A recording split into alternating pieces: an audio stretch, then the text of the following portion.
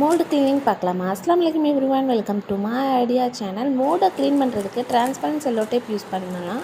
அதுதான் best. Because khaki cello tape maybe ஒட்டிக்கும் அப்படின்னு நான் கேள்விப்பட்டிருக்கேன். நான் யூஸ் பண்ணும்போது ஒட்டலை அப்படின்னாலும் அது எனக்கு கம்ஃபர்டபுளாக இல்லை. அதனால தான் நான் டிரான்ஸ்பரண்ட் செல்லோ டேப் தான் யூஸ் பண்ணுறேன்.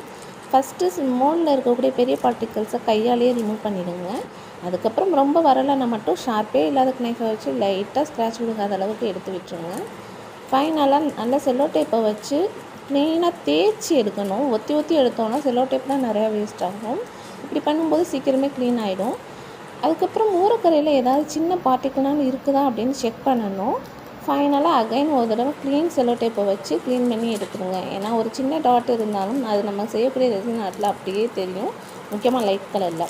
இந்த ஐடியா பிடிச்சிருந்தால் லைக் பண்ணுங்கள், ஷேர் பண்ணுங்கள், மறக்காமல் கமெண்ட் பண்ணுங்கள். தேங்க்யூ ஃபார் வாட்சிங். சப்ஸ்கிரைப்.